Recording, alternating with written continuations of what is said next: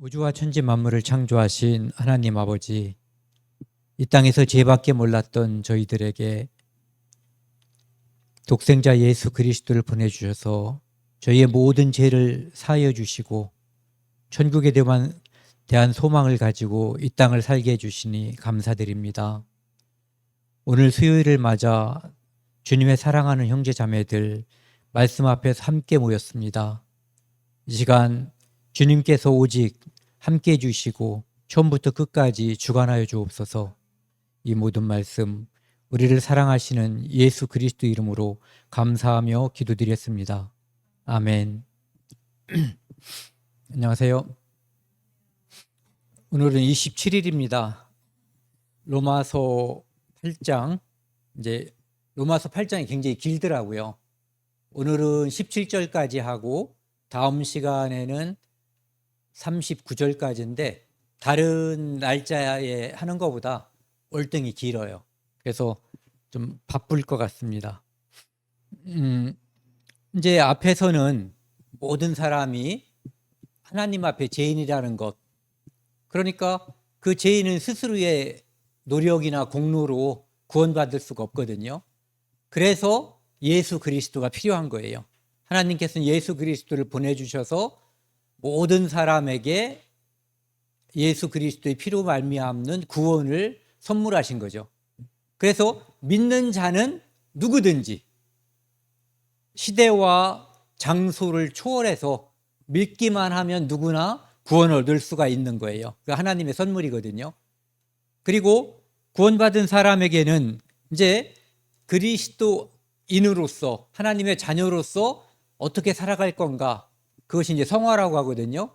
6장, 7장에 이제 그 문제가 나와 있는 거예요. 어떻게 사는 것이 성도의 삶인가, 성화의 모습에 대해서.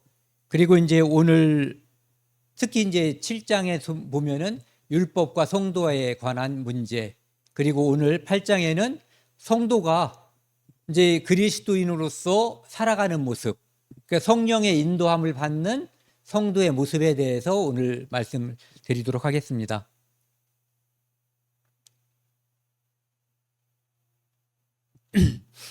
로마서 8장 1절입니다. 로마서 8장 이 1절 말씀 또는 2절 말씀은 앞에서 1장, 2장, 3장, 4장, 5장, 6장, 7장까지 쭉 이어져 온 것에 대한 결론이에요. 이 두 절을 함께 읽겠습니다. 그러므로 이제 그리스도 예수 안에 있는 자들에게는 결코 정죄함이 없나니 이는 그리스도 예수 안에 있는 생명의 성령의 법이 죄와 사망의 법에서 너를 해방하였습니다. 여기 보시면은 그리스도 예수 안에 있는 자라는 표현이 여기 위에 1절에도 있고 2절에도 있어요. 이것은 구원받은 성도를 말하는 거예요. 그러니까 구원받은 성도에게는 결코 정죄함이 없다. 정죄함이라고 하는 것은 죄로 인해서 하나님께서 벌 주시는 거, 여기는 사망과 영원한 형벌, 지옥의 형벌까지를 포함하는 거예요. 예. 그러니까 근데 모든 사람이 죄를 지었으므로 하나님의 의에 이를 수가 없었어요.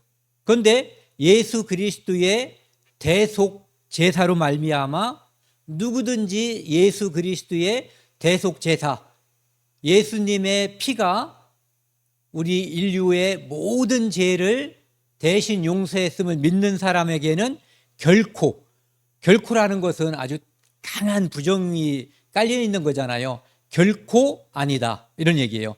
결코 정죄함이 없다. 죄에 따른 심판이 없다는 얘기예요. 그러니까 이것이 앞에서 말한 모든 것에 대한 결론이에요. 어떤 분들이 이렇게 말하더라고요. 로마서 전체의 결론이 바로 이 말씀이다. 예. 그리스도 예수 안에 있는 자들에게는 결코 정죄함이 없다. 그래서 어떤 사람들은 전에도 이제 여기 같이 오셔서 몇 달 동안 함께 말씀을 나누고 교제했던 분 중에서도 이 문제에 걸림이 된 거예요. 영원한 속죄에 대해서.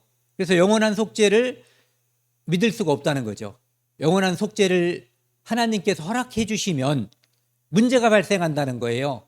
그분 주장이 어떤 문제? 사람이 나태해진다는 거예요. 그분 말씀은 오늘까지는 예수님의 피로 죄를 용서해 주고 내일부터는 네가 알아서 하라는 거. 그래서 거룩하게 살 자신이 본인에 있다는 뜻이겠죠. 만약에 하나님께서 예수 그리스도의 보혈로 말미암아 영원한 속죄가 아닌 그 사람이 그것을 알게 되는 또는 믿게 되는 그날까지의 제사함을 해놨다면 이 땅에서 천국에 갈 수 있는 사람이 누가 있겠어요? 십자가에 달렸던 그 한편 강도? 몰라요. 그분도 또 죽기 전에 또 뭔 딴 생각을 하고 죄 짓고 죽었는지도 알 수가 없거든요. 그러니까 그것은 불가능한 거예요. 또 어떤 분들이 이렇게 얘기하죠. 구원 받았다가 잘못하면 마귀의 자식이 됐다가, 구원 받았다가 또 잘못하면 마귀 자식이 됐다가, 왔다 갔다 이렇게 물 위에 뜨는 부표처럼 올라왔다 내려갔다 올라왔다 내려갔다 이렇게 죄사함과 정죄가 반복한다라고 생각하는 그런 사람들도 있는데, 그런 것들은 다 잘못된 교리예요. 결코 정죄함이 없다. 이것이 맞는 거예요. 그래서 여기 있는 이 자들, 여기 보시면은 그리스도 예수 안에 있는 자, 이런 표현이 있는데 우리가 가지고 있는 이 성경에는 그 표현이 없는데, 제가 이제 어떤 분이 설교하는 걸 듣다 보니까 킹제임스 성경에는 이 표현이 있어요. 제가 읽어드릴게요. 결코 정죄함이 없나니 그들은 육신을 따라 걷지 아니하고 성령을 따라 걷느니라. 또는 육신을 따라 행하지 아니하고 성령을 따라 행하느니라. 이 표현이 거긴 있고 우리에는 없어요. 그런데 좀 이따 이제 우리가 보면 알지만 4절에 이 표현이 있어요. 4절. 그래서 그 표현이 이제 중복되는 거고. 그래서 여기서 말하는 것은 우리가 7장에서 6장, 7장에서 보면은 그리스도인이 신분으로는 하나님의 자녀가 됐어요. 의인이 됐단 말이에요. 그런데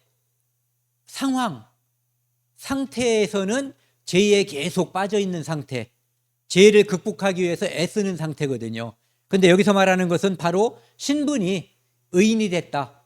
어떻게? 칭의에 의해서. 즉 칭의의 주체가 여기 있는 예수 그리스도거든요.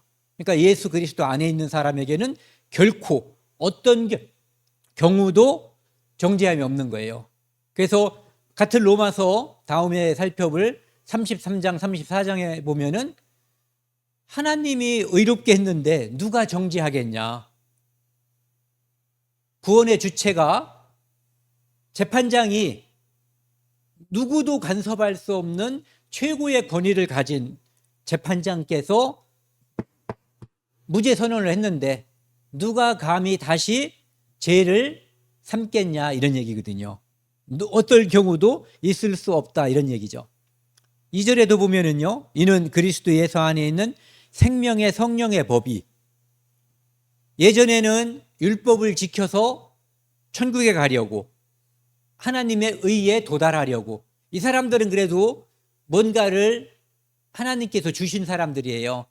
율법이라는 걸 인정하고 하나님을 알기 때문에 그걸 노력한 사람들이죠. 그런데 그렇지 않은 사람들이 많이 있었거든요. 그런데 중요한 것은 율법을 지키려고 애쓰는 사람조차도, 율법을 지켜서 애쓰는 사람을 하나님은 저주 아래 있다라고 말씀하시거든요. 왜? 율법으로는 죄인이 완전한 하나님의 의에 도달할 수가 없기 때문이죠. 그래서 하나님께서 대신 방법을 제시한 것이 바로 예수 그리스도인 거예요. 그래서 예수 그리스도 안에 있는 생명의 성령의 법이, 이 법으로 하나님께서 대신 제시를 하신 거예요. 율법으로 할 수 없는 것을 할 수 있게끔 해주신 거죠. 죄와 사망의 법에서, 즉 죄와 사망의 법은 죄 때문에 사망하는 건데 율법을 지켜서 그걸 극복하려고 애쓰고 노력했는데 그것이 불가능하다는 거예요. 의인은 없나니 하나도 없다. 율법으로는 죄를 깨달음이라. 그러면은 예수 그리스도 안에 있는 생명의 성령의 법이 너를 죄로부터, 심판으로부터 해방한 거예요. 해방하면은 예수님께서 대속하셨기 때문에 예수님이 대신 속전, 죄값을 지불해 주신 거죠. 그러니까 대신 지불한 거예요. 그래서 오늘 이제 뒤에 보면은 빚진 자라는 표현이 나와요. 그 빚진 자라는 표현이 나오는 이유가 예수님이 대신 속전을 지불하셨기 때문에 이제 그렇게 되는 거죠. 지금 이제 어디죠? 항저우죠, 항저우. 거기서 이제 아시안 게임이 있는데 이 사람들이 이제 지금 여기서 보면은 결코 정죄함이 없다고 돼 있거든요. 그러면은 그리스도인에게는 무엇이 있을까? 아무런 심판도 없고 아무런 책임을 묻는 게 없겠냐 이런 얘기죠. 그런데 이 성경에는 보면은 로마서 우리가 뒤에 이제 살펴볼 14장 10절 또는 고린도 후서 5장 10절 여기 보면은 하나님의 심판대 그리고 그리스도의 심판대라는 표현이 있거든요. 그런데 그리스도의 심판대 또는 하나님의 심판대라고 하는 이 표현은 구원받은 사람이 잘못하면 지옥 간다는 의미의 심판대가 아니라 시상대. 지금 이제 아시안 게임에 출전하는 사람들은 그 나라의 국가대표잖아요. 잘한 사람들이 출전하는 선수가 가는 거예요. 그런데 그 중에서 상 받을 만큼 잘한 사람에게 상급을 주는 거죠. 아시안 게임에서 상급 금, 은, 동을 못 땄다고 뭐 군장을 치거나 감옥에 가두는 게 아니잖아요. 그러니까 거기는 시상대가 존재하는 거예요. 심판대가 존재하는 게 아니라 그런 의미에서 그리스도인에게 존재하는 것은 시상대라고 하는 거죠. 여기 보시면 이제 그 시상대 때문에 말씀드리는 건데요. 하나님께서 우리를 심판하실 때 그러면은 어떻게 하시는가에 대한 답을 이제 고린도전서 3장에서 이야기하고 있는데 금이나 은이나 보석이나 나무나 짚이나 풀이나 짚으로 터위에 반석이신 예수 그리스도 구원 위에 우리가 이제 그리스도인이 된 다음에 어떤 삶을 샀느냐 그것을 건축으로다가 묘사를 한 거예요. 그래서 어떤 사람은 금이나 은, 보석으로 집을 짓고 어떤 사람은 나무나 풀이나 짚으로 지었다는 거예요. 그런데 그 사람이 어떻게 살았는가 하는 것이 불을 놔보면 안다는 얘기예요. 그래서 불을 놔가지고 다 타버리면은 누구냐면은 나무나 풀이나 짚인 거죠. 그런데 금, 은, 보석은 타지 않고 그것이 반석 위에 그대로 있다는 거예요. 그러면 상을 받고 그렇지 않으면 해를 받는다. 이것은 지옥 간다는 얘기가 아니라 상급이 누구한테나 보장되어 있는 그 상급을 잃어버린다. 받을 수가 없다라는 그런 것이에요. 그래서 그러나 자신은 구원을 받되 친절하게 이걸 써놨어요. 그렇더라도 구원을 잃는 것이 아니라 구원을 받되 불 가운데 받은 것. 아마 한편 강도가 이런 모습이었을 거예요. 여기 그림 보시면 어렸을 때나 아니면 애들 클 때 아기 돼지 삼형제 첫 번째는 지푸라기로 둘째는 나무로 셋째는 벽돌과 튼튼한 돌로 집을 지은 거예요. 그러니까 늑대가 왔을 때 이거 훅 부르니까 날아가 버렸고 이거 그냥 몇 번 걷어차니까 날아가 버렸고 여기는 아무리 때려도 부서지지가 않았죠. 그래서 그 굴뚝으로 확 들어가는데 거기다 이제 물을 끓여놔가지고 이제 그 다음 장면은 이제 상상하는 대로 되는 거죠. 이것이 바로 그리스도의 상급에 관한 것을 사람들에게 그리스도인이라는 이유로 잡혀가지 않으면서도 사람들에게 잘 설명하고 교제할 수 있게끔 만든 동화책인 거죠. 3절 보시면은요. 율법이 육신으로 말미암아 연약하여 할 수 없는 그것을 율법이 선하고 거룩한 거예요. 의로운 거. 그런데 율법을 지켜서 하나님의 의에 도달하지 못하는 것은 바로 육신이 죄에 빠져 있기 때문에 죄의 본성, 죄의 속성을 가지고 있기 때문에 그런 거거든요. 그래서 그것 때문에 할 수 없는 그것을 하나님은 하신다는 거예요. 어떻게? 곧 죄로 말미암아 자기 아들을 죄 있는 육신의 모양으로 보내요. 이 땅에 죄 때문에 모든 사람이 죄의 속박 아래, 마귀의 사슬 아래 잡혀 있잖아요. 그러니까 그것을 해방시켜 주기 위해서, 자유를 주기 위해서 사람의 모습으로 예수님을 이 땅에 보냈다는 얘기예요. 인간의 죄는 인간이. 그런데 이것을 대속하려면 어떤 인간이? 죄 없는 사람이. 그래서 예수님이 하나님께서 죄 없는 사람의 모습으로 이 땅에 오셔서 그 죄를, 여기에 육신의 죄를 정하사, 인간의 지은 죄를 예수님이 다 짊어지신 거예요. 그래서 육신을 따르지 않고 영을 따라 행하는 우리에게 율법의 요구가 이루어지게 하심이라. 아까 1절 생략된 부분이 바로 이거거든요. 육신을 따르지 않고, 거기서는 육신을 따라 걷지 아니하고 이렇게 돼 있죠. 영을 따라 행하는, 영을 따라 걷는 우리에게 율법의 요구가 이루어지게 하려 하심이라. 그래서 예수 그리스도는 율법의 요구인 하나님의 의, 거룩, 여기에 도달해 주신 거예요. 그분의 피로써 우리가 지은 모든 죄를 대속하심으로써 우리의 죄를 다 면제시켜 준 거죠. 우리의 죄를 용서해 주신 거예요. 얼만큼? 영원하게. 그래서 율법의 요구가 할 수 없는 그것을 예수 그리스도의 피로 말미암아, 예수 그리스도의 의로 말미암아 칭의로 대신 해주신 거예요.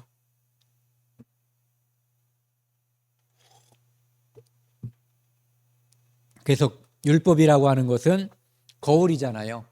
죄를 깨닫게 해주는 거. 그런데 율법으로는 문제가, 거룩하고 의롭고 선하지만 그 율법을 지켜서 인간이 죄인이기 때문에 하나님의 의 또는 구원에 이를 수는 없는 거예요. 그래서 모든 사람이 죄 아래 잡혀 있거든요. 그래서 그 죄 아래 잡혀 있는 모든 사람을 구원하기 위해서 하나님께서 사람의 형상으로 이 땅에 오신 거죠. 하나님이 죄를 알지도 못하시니, 예수님이죠. 그분은 이 땅에 사람의 형상으로 오셨지만 죄는 없으신 분이라고 이야기하고 있죠. 죄를 알지도 못하신 이를 우리를 대신하여 죄로 삼으신 것은 우리의 죄를 다 그분에게 전가 옮겨놓은 거예요. 그리고 심판을 그분이 대신 받으신 거죠. 그래서 이것을 대속이라고 그러는 거예요. 그래서 그 분을 대속 제물 또는 대속 희생 제물이라고 얘기하는 거죠. 빨간 글씨 같이 읽겠습니다. 우리로 하여금 그 안에서 하나님의 의가 되게 하려 하심이라. 우리는 하나님의 의가 될 수 없어요. 그런데 예수 그리스도의 칭의로 말미암아, 대신 죽음으로 말미암아 하나님의 의에 도달하게끔 우리를 옳게 해주신 거예요. 그러니까 우리가 옳다함 받은 것은 우리의 개인의 선함이 아니라 오직 하나, 예수 그리스도의 십자가의 보혈, 대속의 의, 이거로 말미암아, 칭의로 말미암아 우리가 의가 된 거죠. 그러니까 진짜 의가 아니라 덮여진, 씌워진 의가 되는 거예요. 칭의. 칭의라고 하는 것은 뭐뭐라고 부른다, 의라고 부른다라고 뜻이지 근본이 깨끗하다, 의롭다 이런 뜻이 아니거든요. 그래서 하나님이 죄를 알지 못하는 분, 이분을 보내주셔서 우리를 대신해서 의를 이루어 주셨다, 이런 얘기죠. 여기 보시면은요, 로마서 지난번에 7장에서도 말씀드렸지만 같은 의미가 계속 여러 번 반복돼요. 왜? 사람들이 이 부분에 있어서 어려워하거나 또는 헷갈려하는 사람들이 많이 있는 거예요. 그렇기 때문에 계속해서 반복해서 어떻게 보면은 한 번 말해도 될 것을 또 말하고 또 말하고 계속하거든요. 육신을 따르는 자는 구원받지 못하는 사람을 말하는 거예요. 육신의 일을, 영을 따르는 자는 영의 일을 생각하나니, 당연하겠죠. 육신을 따르는 자는 성령이 없기 때문에 성령의 생각, 성령을 기쁘게 하는 것, 성령을 따르려는 생각 자체가 들 수가 없는 거예요. 이를테면 컴퓨터를 우리가 예를 들자면 그래픽이 깔려있지 않은 컴퓨터에서는 그래픽이라고 하는 것을 시행할 수가 없는 거예요. 엑셀이 없는 데서는 엑셀을 할 수가 없는 거예요. 그렇게 이해하시면 쉬운 문제예요. 육신을 따르는 자는 육신의 일밖에 할 수가 없고 성령의 일을 생각할 수도 따를 수도 없다, 이런 얘기죠. 육신의 생각은 사망이요. 그래서 육신의 생각은 아담으로부터 받은 죄성, 죄의 본질, 그것 때문에 계속해서 죄를 짓다가 결국은 죄에 대한 심판으로 영원한 멸망을 얻게 되는 거예요. 그런데 영의 생각은 예수 그리스도가 우리 안에 오고 나면 그분으로 인해서 우리에게 주어지는 것이 생명과 평안이에요. 그래서 육신의 생각은 사망이고 영의 생각, 이것은 하나님의 선물이라고 생각하면 우리가 더 이해하기가 쉬워요. 하나님의 선물은 생명과 평안이 되는 거죠. 그래서 죄인은 육신에 속해 있는 사람을 늘 생각하는 것이 음란한 생각, 정욕을 해결하려는 생각, 남을 해치려는 생각, 도둑질하려는 생각, 이런 것들. 그러니까 육신의 욕구를 충족시키기 위한 그런 일만을 하는 거죠. 그러니까 갈라디아서 5장 19절에서 21절까지 나와 있는 그 모습, 그 다음에 베드로후서 4장 3절에 나와 있는 그런 모습들이요. 그런데 요 뒤에 있는 요것은 영의 생각은 성령의 열매, 갈라디아서 5장 22절, 23절 거기에 나와 있는 이제 23, 24죠. 거기에 있는 9가지 열매. 요게 이제 완전히 분리가 되는 거예요. 이것은 어떠한 사람이 어떠한 노력을 해서도 할 수가 없는 거예요. 들어있지 않으면 나오지 않는 거예요. 들어있어야만 나오는 거예요. 그러니까 성령의 속성은 성령이 이 안에 내주해야만 생기는 거죠. 그리고 7절이요. 이거 보세요. 좀 전하고 거의 반복되잖아요. 육신의 생각은 하나님과 원수가 되나니. 왜냐하면은 하나님은 하나님을 믿는 사람 또는 하나님의 존재를 인정하는 사람, 이 사람을 통해서 영광을 받으시고 그 사람을 통해서 기쁨을 받으시는 분이거든요. 그런데 하나님을 믿지 않는 사람은 하나님과 원수가 될 수밖에 없는 거예요. 이는 하나님의 법에 굴복하지 아니할 뿐 아니라, 왜냐하면은 들어있지 않아서 그런 속성 자체가 있을 수가 없는 거예요. 할 수도 없습니다. 그러니까 할 수도 없고 하지도 않는다, 이런 얘기를 하는 거죠. 그렇기 때문에 성령이 없으면 성령을 통해서 나와야 할 그것이 절대 나올 수가 없다는 거죠. 여기 보시면은요, 육신에 있는 자들은 하나님을 기쁘게 할 수 없느니라. 히브리서 11장 6절에 보면은 하나님을 기쁘시게 하는 자들은 하나님이 계신 것과 상 주시는 자임을 믿어야 할지니, 이렇게 되어 있거든요. 그러니까 하나님이 계신 것을 알지 못하는 자, 구원받지 않은 사람은 하나님을 절대로 기쁘게 할 수가 없는 거죠. 그러니까 믿음이 없이는 하나님을 기쁘게 할 수가 없는 거예요. 그러니까 그 믿음의 근본은 하나님이 계신 거거든요. 계신 것을 믿는 거고, 그 다음에 하나님께 나아가는 자들에게 상 주시는 자임을 이제 믿는 자들, 그 사람들만이 하나님을 기쁘게 할 수 있는 자들이에요. 그러니까 지금 이게 두 가지로다가 홍해가 갈라지는 것처럼 쫙 갈라지는 거예요. 하나는 육신에 속한 자, 하나는 안에 성령이 있는 자, 구원받지 못한 자, 구원받은 자. 그러니까 그 속성도 전혀 다를 수밖에 없는 거죠. 그것을 로마서 8장 좀 전에 5, 6절, 그 다음에 7, 8절에서 연속으로 비슷한 표현으로 하고 있는 거죠. 그런데 이제 여기 보시면요. 9절부터 보시면은 만일 너희 속에 하나님의 영이 거하시면, 하나님의 영이 있어야만 그게 그리스도인이거든요. 그래야만 성령의 열매도 나올 수가 있고 하나님을 기쁘게 하고 싶은 마음도 생기는 거고 하나님과 관련된 뭔가가 이렇게 불쑥불쑥 나오는 거죠. 들어있지 않은 것은 나올 수가 없는 거예요. 그래서 너희 속에 하나님의 영이 거하시면 너희가 육신에 있지 아니하고 영에 있나니, 누구든지 하나님의 영이 없으면 그리스도의 사람이 아니라 이렇게 돼 있어요. 이것은 그 예수님께서 요한복음 7장에서도 보면은 나를 믿는 자에게는 생수의 강이 흘러나온다고 그러거든요. 그것은 믿는 자에게서 있는 성령을 말함이라 이렇게 돼 있거든요. 그런데 그 당시에 제자들은 아직 믿지 않는 자들이었잖아요. 그러니까 생수의 강 성령이 그 안에서 솟아나질 않았어요.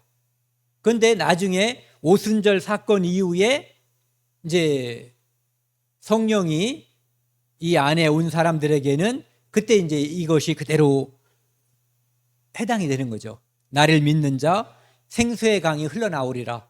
그것은 바로 성령을 가리키는 거예요. 이 안에서 성령.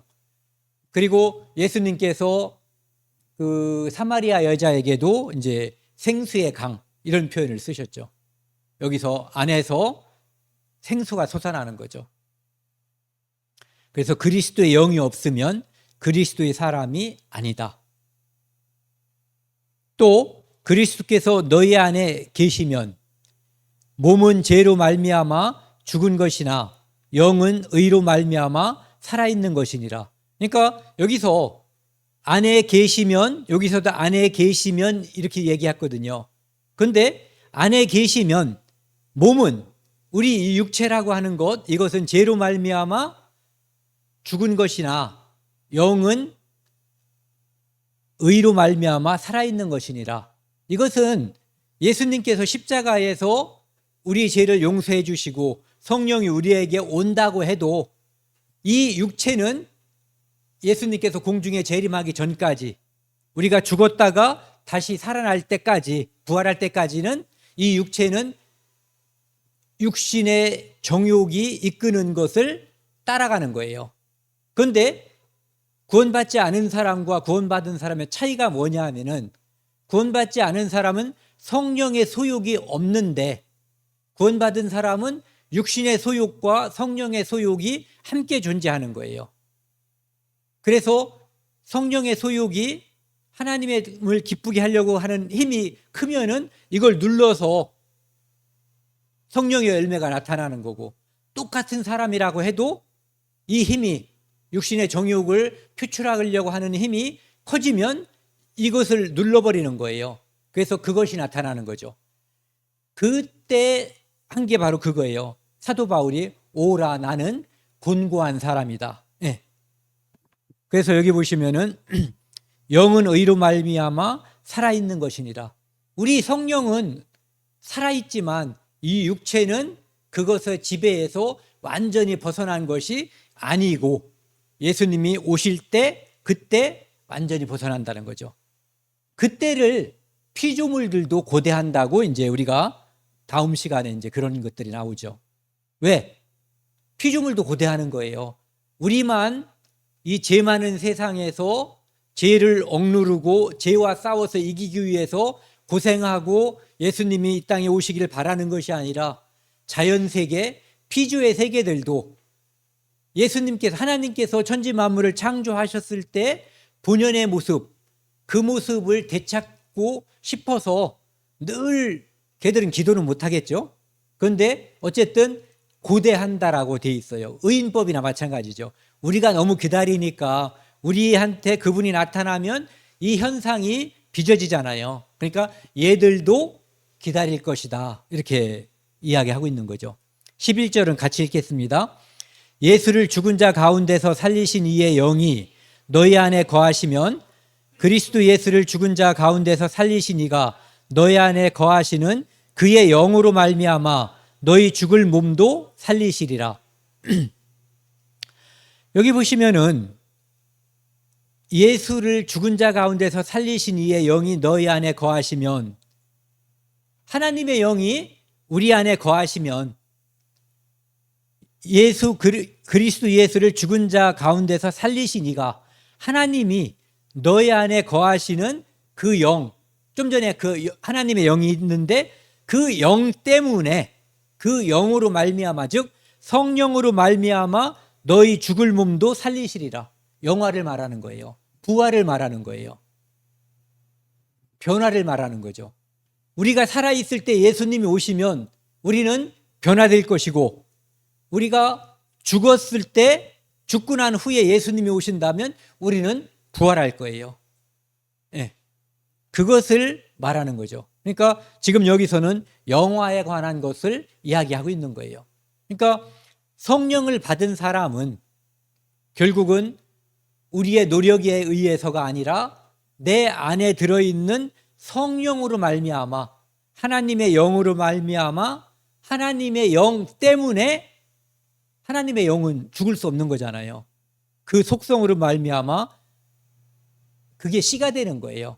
고린도전서 15장에 나와 있는 것처럼 그게 씨가 돼서 나중에 하나님께서 우리에게 합당한 형체, 부활체를 주시는 거죠. 예. 로마서 12장 8장 12절 14절입니다. 그러므로 형제들아, 우리가 빚진 자로 돼. 왜 빚졌냐면 아까 말씀드린 것처럼 예수님께서 우리가 죽어야 될 자리에, 우리가 피 흘려 죽어야 될 자리에 우리를 대신해서 피값을, 죄값을 지불해 주신 거예요. 속전을 지불해 주신 거예요. 그러니까 우리는 그 속전에 대한 빚이 있는 거예요. 누구에게? 예수님께. 네. 그래서 빚진 자다, 이런 얘기죠. 빚진 자로 돼 육신에게 져서 육신대로 살 것이 아니니라. 형편없는 죄인을 구원해 주시고 하나님의 자녀로 삼아 주신 거예요. 천국의 소망을 주신 거예요. 그렇기 때문에 우리가 그분의 자녀로 삼아줬는데, 옛날, 그러니까 우리가 형편 없었을 때의 모습대로, 육신의 정욕대로 그대로 살면 빚진 자가 빚을 갚아야 되는 사람으로서 태도가 아니라는 거죠. 네. 그래서 너희가 육신대로 살면 반드시 죽을 것이로되, 구원받은 사람이라고 해도 육신의 욕구대로 그대로 마구 살면, 그러면은 징계를 받아서 죽을 수도 있다는 얘기예요. 영으로서 몸의 행실을 죽이면 살리니.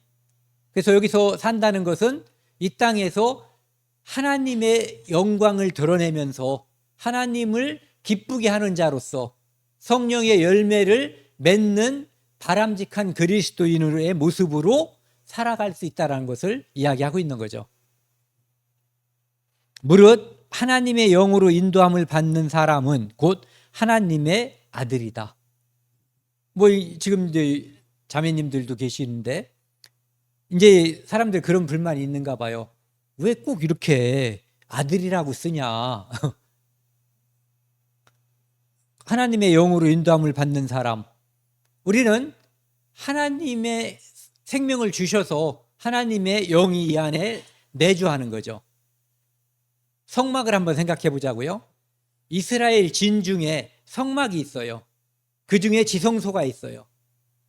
속죄소, 지성소, 그곳에 하나님이 임재했어요. 이스라엘, 하나님의 백성 안에 하나님이 임재한 거예요. 그러니까 하나님은 하나님의 백성 안에 함께 하는 거죠. 그리고 불과 구름 기둥으로, 불기둥, 구름 기둥으로 그들을 인도하셨어요. 그러니까 내주하시고 인도하신 거죠. 그거랑 똑같이 지금 우리도 예수 그리스도께서 우리 죄를 온전히 영원히 속함을 믿어질 때 성령이 우리 안에 오셔요. 그리고 영원히 내주하는 거예요. 예전에는 다윗이 기도할 때 내게서 성령을 거두지 마소서 이렇게 기도한단 말이에요. 구약 시대에는 성령이 왔다가 갔다가 한단 말이에요. 그런데 지금은 한 번 오면은 영원히 떠나지 않아요.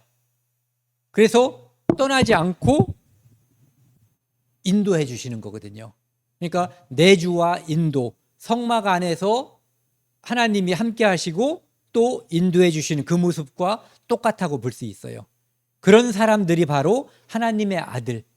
이 아들이라고 하는 것은 상속자를 말하는 거예요.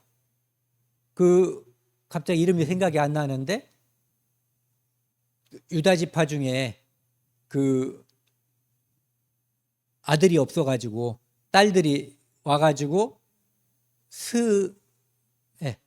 다시 좀 뭔지 거기는 이 상속을 받았단 말이에요. 근데 상속과 관련해서 이제 아들이라는 표현을 쓰는 거예요. 근데 하나님의 자녀, 하나님의 상속자, 하나님의 후예 이렇게 해도 이제 아무 상관이 없는 거죠. 그래서 구원의 날까지 성령은 떠나지 않는다는 거죠. 다만 우리가 그리스도인답게 살지 못하면 그 성령이 근심한다라고 돼 있는 거죠. 근심. 슬퍼한다, 근심한다. 그래도 영원히 내주하는 것이지 떠나지 않는다는 거예요. 15절 너희는 다시 무서워하는 종의 영을 받지 아니하였고 잘못하면 심판받고 잘못하면 심판받아서 지옥 가는 율법의 노예 그것이 아니라는 거예요. 이제는 양자의 영을 받았으므로 우리가 아빠, 아버지라 부르짖느니라. 아빠라고 부른다는 거예요. 아빠. 같은 말이죠. 아빠나 아버지나. 그러니까 우리가 예전에는 죄인이었잖아요. 그 다음에 죄의 종이었다고도 말하거든요. 그런데 이제는 양자의 영. 하나님은 예수 그리스도가 독생자 큰아들, 첫아들이고 독생자이시고 그리고 우리 모두가 예수 그리스도를 통해서 하나님께 양자가 된 거예요. 그래서 우리가 하나님을 아빠, 아버지라고 부를 수가 있는 거죠. 이것은 바로 상속자가 됐다라는 의미를 가지고 있어요. 그래서 그 뒤에도 보면은 이제 상속자라는 표현이 나오죠. 16절에 같이 읽겠습니다. 빨간 글씨요. 성령이 친히 우리의 영과 더불어 우리가 하나님의 자녀인 것을 증언하시나니 내가 하나님의 자녀가 됐다는 거, 내가 구원받았다는 것을 내 안에 있는 성령이 증거하는 거예요. 그래서 예전에 나는 이걸 믿지 않았는데 성령이 들어온 후에 나는 이것을 믿는 거예요. 하나님도 믿고 예수님도 믿고 그분의 영원한 속죄, 그 다음에 영원한 천국, 이 모든 것을 믿게 해주신 분이 내 안에 있는 성령이에요. 그래서 내가 이것을 믿지 않았는데 믿게 됐다, 의심이 전혀 없이 믿게 됐다는 것은 내 안에 성령이 내주하고 있고 그리고 나를 인도하고 있다라고 하는 증거다, 이런 얘기예요. 17절도 같이 읽겠습니다. 자녀이면 또한 상속자 곧 하나님의 상속자여 그리스도와 함께한 상속자니 우리가 그와 함께 영광을 받기 위하여 고난도 함께 받아야 할 것이로다. 여기 보시면은 이제 상속자라는 표현이 있거든요. 상속자는 하나님의 상속자는 예수 그리스도 한 분이었어요. 그런데 우리가 십자가에서 예수님이 우리 죄를 다 담당할 때 우리가 거기서 우리 죄와 함께 예수 그리스도에 죽을 때 우리가 함께 죽은 거예요. 그리고 예수님이 부활할 때 우리가 함께 부활함으로 말미암아 예수님의 죽음이 내 죽음이 됐고 예수님의 부활이 나의 부활이 된 거예요. 그것으로 말미암아 우리가 하나님의 자녀가 됐고 하나님의 상속자가 된 거예요. 그래서 자녀이면 또한 곧 상속자 곧 하나님의 상속자요. 하나님의 상속자면은 예수 그리스도가 누릴 그 영광을 우리에게 똑같이 나눠주신다, 이런 뜻이에요. 그래서 제가 전에도 얘기했지만 자다가도 웃어야 되는 게 바로 이런 것들이거든요. 상속자요 그리스도와 함께한 상속자니. 그러니까 우리가 예수 그리스도와 함께한 상속자니까, 여기는 같이 한번 읽겠습니다. 녹색은 다시 한번요. 우리가 그와 함께 영광을 받기 위하여 고난도 함께 받아야 할 것이니라. 예수님께서 이 땅에 오셔서 먼저 고난을 받으셨고 그 후에 영광을 받으시는 거예요. 그것처럼 우리도 예수 그리스도와 함께한 상속자이기 때문에 그와 함께 영광을 받기 위해서 먼저, 이 땅에서는 우리는 영광을 받는 자리가 아니에요. 이 땅에서 누구에게 칭송을 받고 대접받는 자리가 아니에요. 이 땅은 우리가 복음을 전하기 위해서 환난을 받는 자리고, 우리를 조롱하는 사람들에게 참고 인내하는 그런 자리거든요. 그래서 이 땅은 영광 받기 전에 고난이 있는 세상이거든요. 그래서 고난이 크면 영광도 클 거예요. 예수님께서 최고의 고난을 받으셔서 가장 높이 오르신 거거든요. 그래서 우리들도, 사도들이 이 땅에서 엄청난 고난을 받았거든요. 그리고 꼭 사도들처럼 이름을 남긴 사람이 아니라고 해도 그리스도인으로서 이 땅에서 많은 고난을 받은 사람들이 많죠. 그 사람들은, 그 그리스도인들은 다니엘서 12장에 나와 있는 것처럼 하늘의 별과 같이 빛날 거예요. 그게 하나님의 약속이거든요. 그 약속은 우리에게도 동일하게 주어진 거예요. 그래서 오늘은 여기 17절까지 하고요. 이제 다음 시간에는 그리스도인의 고난과 영광, 영화, 오늘도 이제 영화에 관한 것이 나와 있고요. 그 다음에 최후의 승리, 예수님이 오시면 모든 게 끝나는 거예요. 그 최후의 승리에 대해서도 함께 나누도록 하겠습니다. 함께 기도하시겠습니다. 하나님 아버지, 감사합니다. 하나님께서 우리를 불쌍히 여기셔서 예수 그리스도를 보내주셔서 그의 피로 말미암아 속죄함을 받고 하나님의 거룩한 백성이 되고 상속자가 되고 하나님의 자녀가 되었음을 성경을 통해서 함께 나누었습니다. 감사드리고 이 땅에서 하나님의 영광을 위해서 살고 하나님의 기쁨을 위해서 살아갈 수 있도록 저희를 인도해 주십시오. 또한 우리가 하나님의 영광을 위해서 참빛 천국잔치를 준비하고 있습니다. 거기에 참석하는 우리의 부모님들, 그 마음을 열어주셔서 하나님을 믿고 예수 그리스도를 통해서 영생의 선물을 얻을 수 있도록 인도하여 주옵소서. 이 모든 말씀 우리를 사랑하시는 예수 그리스도 이름으로 감사하며 기도드렸습니다. 아멘.